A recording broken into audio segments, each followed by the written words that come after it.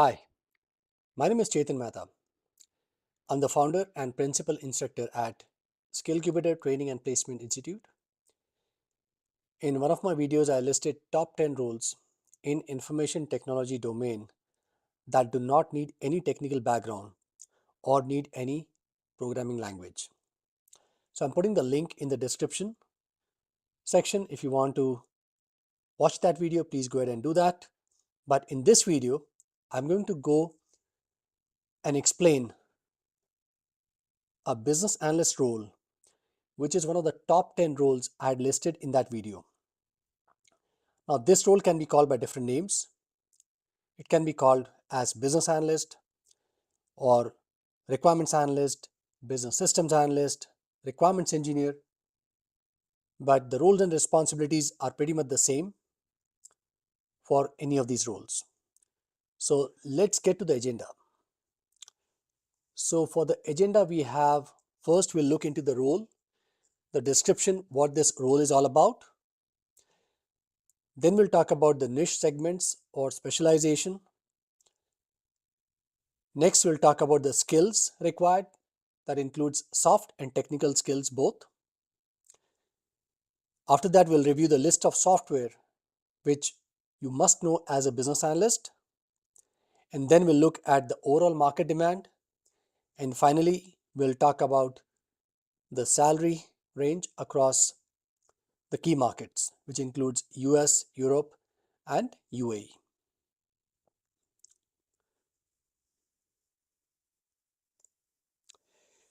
So, what exactly is business analyst? Now, first of all, this is one of the most popular role amongst people who are coming from non-technical background or those who don't want to go for technical roles.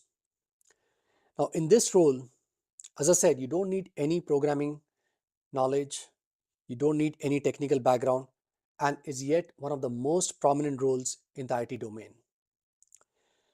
In fact, I also started my career as a business analyst and I've thoroughly enjoyed working as a business analyst for about 16 plus years before moving into the project management role.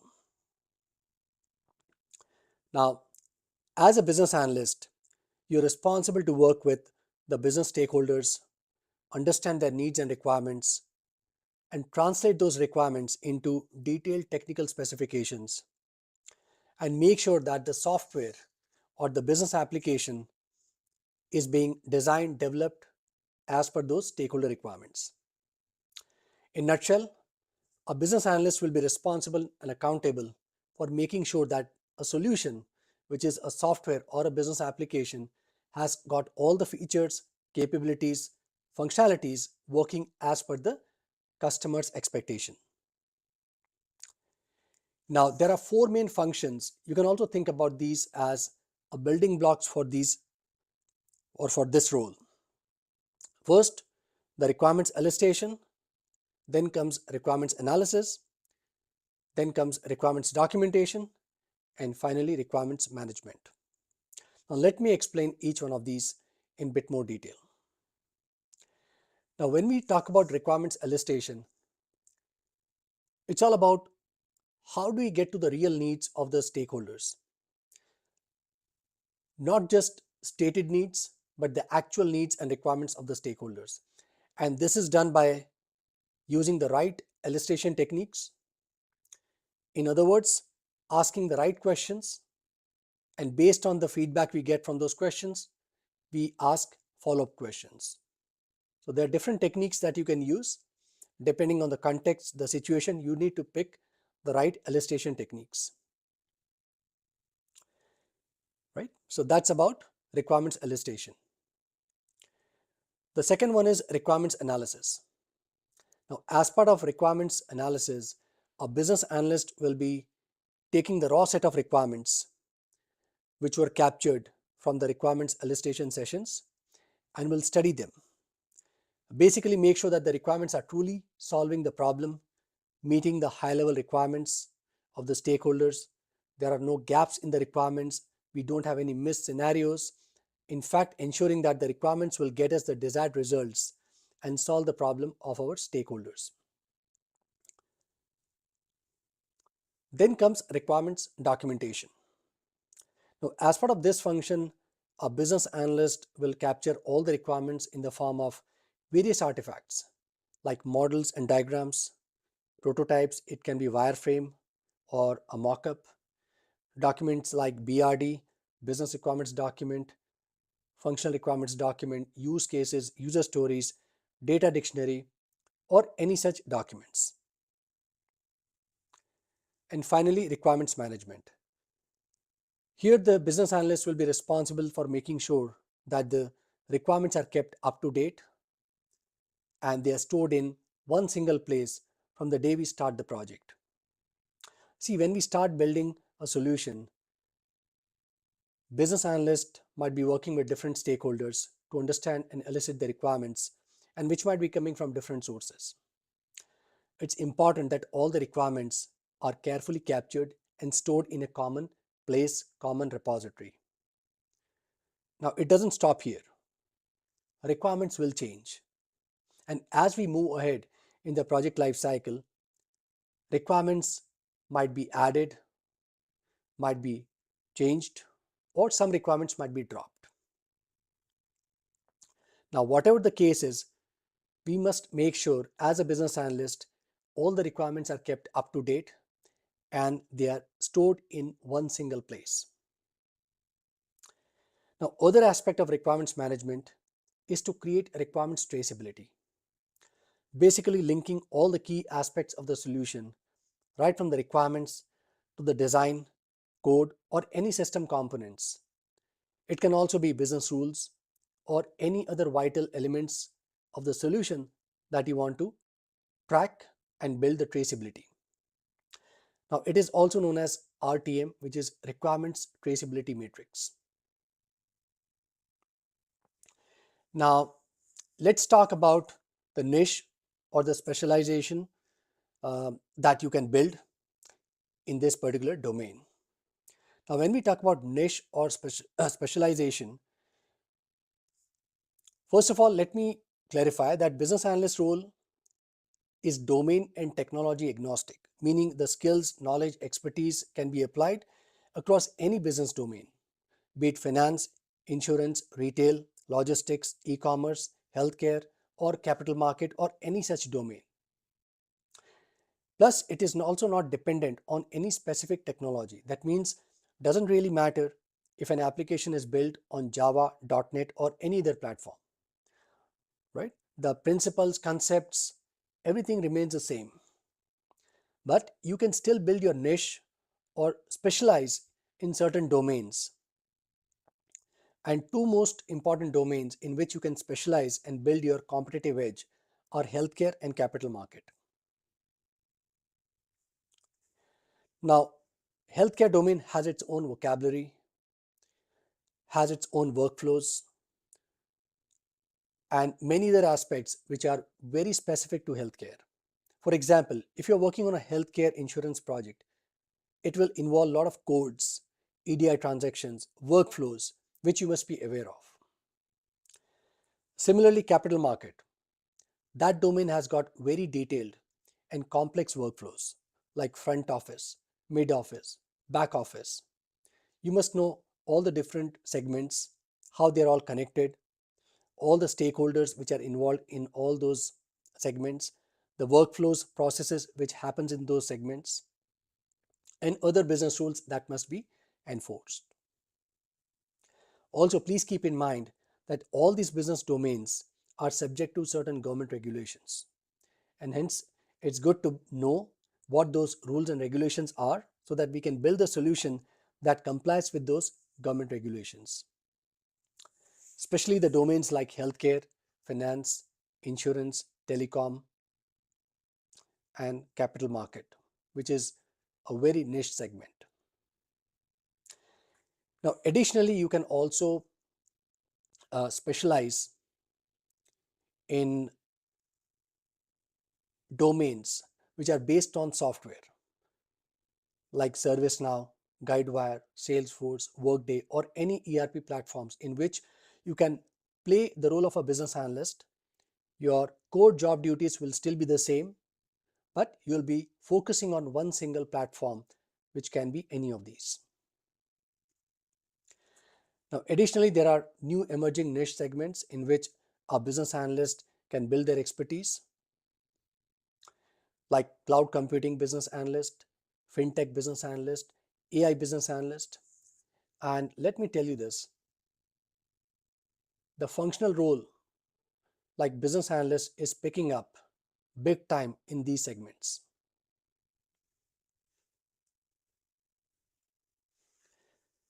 So as I said, you can specialize in any of these. A cloud computing business analyst, again, you can go for AWS, Google Cloud, or Microsoft. You can also become a business analyst in AI/ML domain or fintech domain. Now, these three, I would say, these are emerging areas, especially for business analyst. And the demand for all of these is going to be huge in the next couple of years.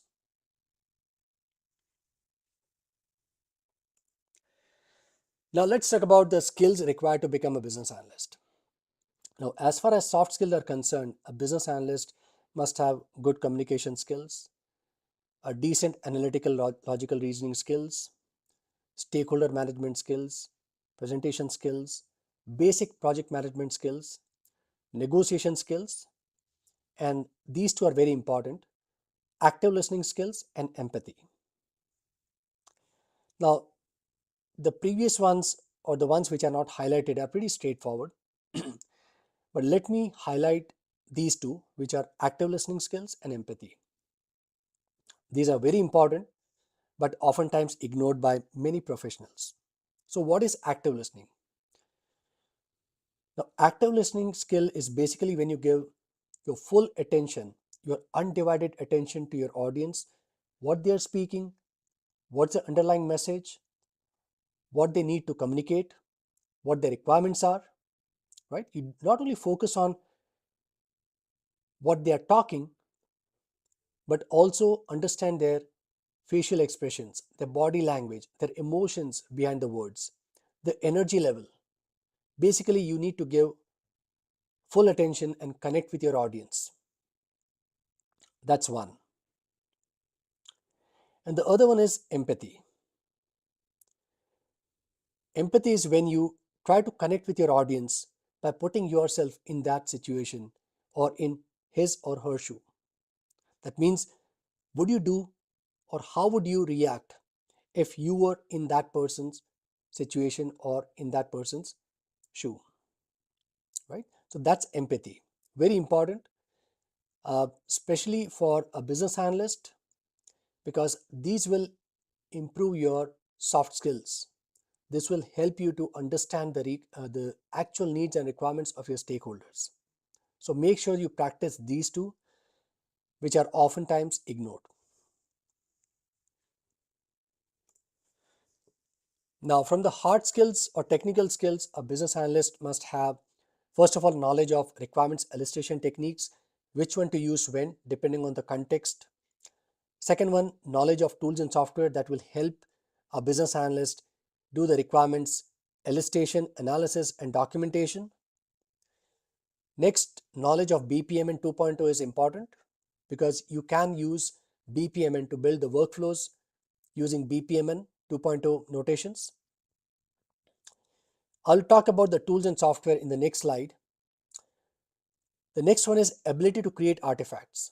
So as a BA or business analyst, you should have expertise on creating artifacts like business process models, UML diagrams, system context diagrams, ER diagrams, which is entity relationship diagram, SQL, you should be able to write SQL queries, or database concepts, then designing the prototypes like wireframes and mockups, and creating documents like product roadmap, BRD, which is business requirements document, functional requirements document, use cases, user stories, data dictionary, and many more.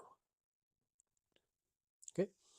Now let's talk about the tools and the software that a business analyst should be aware of.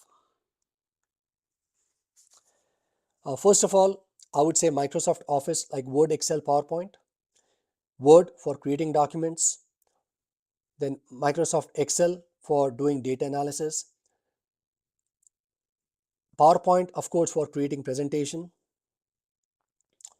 Then comes modeling tools like Microsoft Visio, Glyphy, Lucidchart. For BPMN, I would say Appian, Microsoft Visio, Flowable, Signavio, or there are many more BPMN based tools which can help you to create the workflows using BPMN.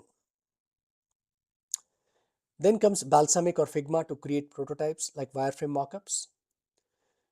Next is some project management tools like Jira, Monday.com, or Microsoft Project, which can help you to create roadmaps, schedules, and also allow you to track day-to-day project management activities. Number 6, MySQL, Workbench, or Toad for Oracle. Basically, you can use any SQL editor to write SQL queries. And number 7, there's a typo here, sorry, but it's number 7. You can use SharePoint or Confluence for content management process, meaning you can store all the project management tools, documents, any artifacts you can store in any of these. SharePoint and Confluence, they are very popular and can be used for team collaboration, for sharing all the documents or any project related content. Now let's talk about the demand for business analyst.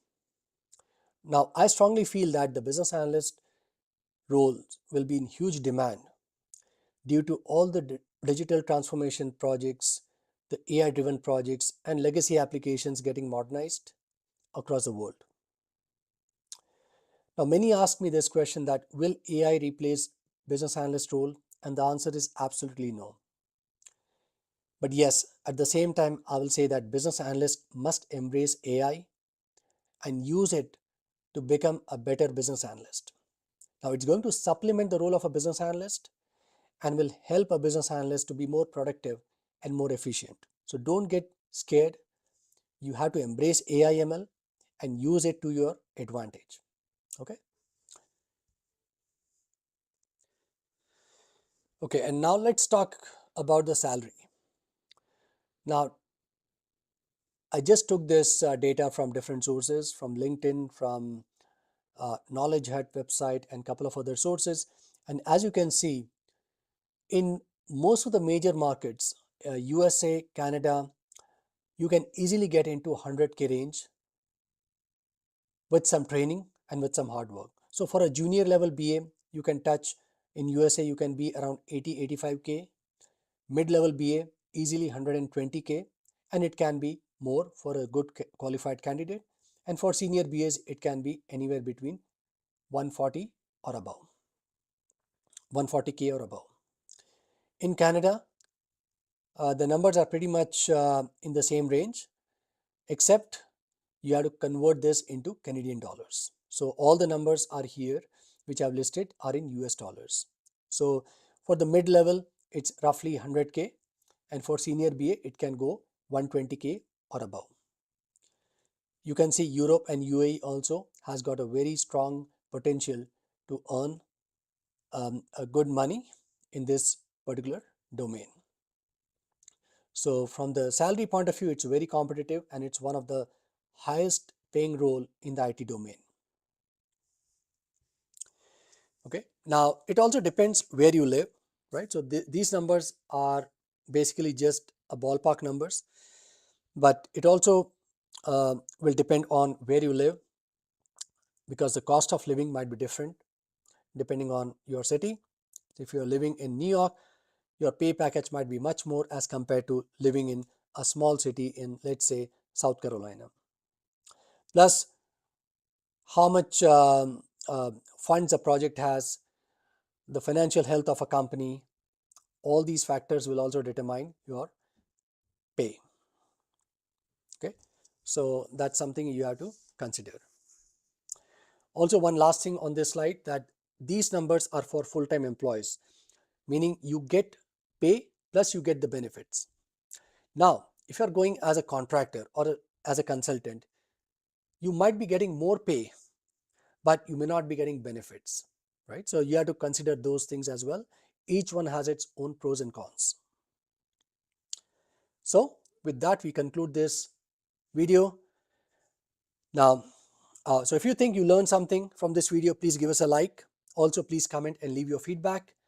And finally, if you would like to get more such content, more informative and educational content, connect with us, subscribe to our channel, and thanks for watching this video. I will talk to you soon. Until then,